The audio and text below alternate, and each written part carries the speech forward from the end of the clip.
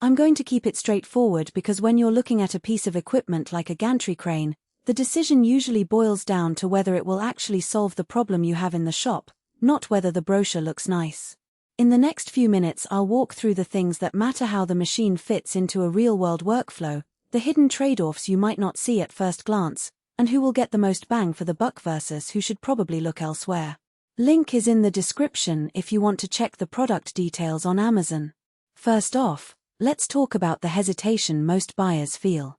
You've probably seen a lot of £4,000 capacity claims and wondered if the crane can handle the kind of irregular loads you move on a daily basis, like a heavy motor, a stack of steel plates, or a bulky piece of equipment that doesn't sit neatly on a pallet.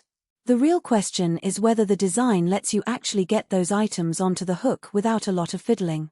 The Vestil AHS 41012 is built on a welded steel frame, which means the main structure won't start flexing under repeated lifts.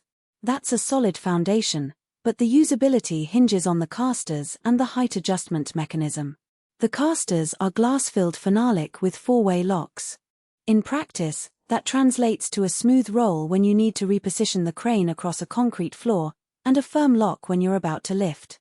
I've seen shops where a cheap caster will drift a few inches once the load is hung, forcing the operator to readjust the whole setup. With the Vestil units, the lock engages tightly enough that once you set the crane down, the load stays put even if someone bumps the base. The downside is that Phenolic casters, while sturdy, are a bit heavier than standard polyurethane wheels, so you'll feel a little more inertia when you push the crane around. If your shop floor is uneven or you have a lot of tight corners, you might notice the extra effort, especially if you're moving the crane by hand instead of using a forklift. Height adjustment is another practical point. The spec says you can raise or lower the beam with a fork truck or any overhead lifting device. In the field, that usually means you need a separate piece of equipment just to set the crane at the right height, nothing you can do with a hand crank. For a small operation that already has a forklift, that's not an issue. You just lift the crane, adjust the height, and lock it in place. For a hobbyist or a shop that only has a pallet jack, the lack of a built-in manual lift could be a deal-breaker, because you'd end up borrowing a bigger tool just to get the crane to the right level. It's a trade-off you have to weigh. You get a very robust frame because the height is adjusted by external lifting, but you give up on convenience if you don't already own the right lifting gear. Now let's look at where the value actually comes from. The headline spec 10 feet 12 feet beam with £4,000 capacity sounds impressive, but the true worth is in how that capacity is distributed across the span. Because the frame is welded and the beam is a single piece of steel, you can run a load across the full 12-foot length without sagging. That's useful if you need to lift something that's longer than a standard 8-foot crane, like a large conveyor belt or a sheet of metal that can't be broken down.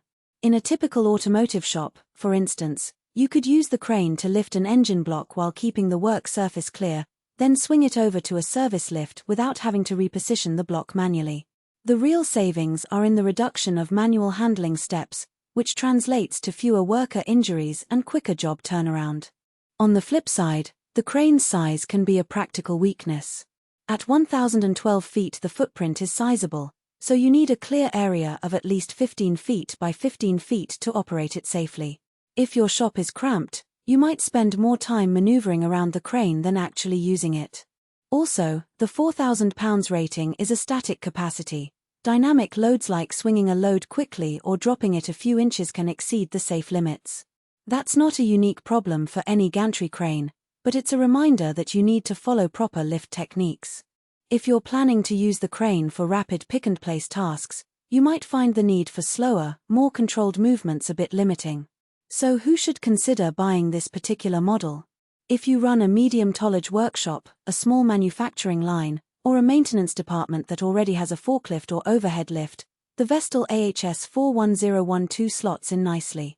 You get a high capacity, a long beam, and a reliable lockable caster system that can handle the heavier, bulkier items that smaller gantries can't.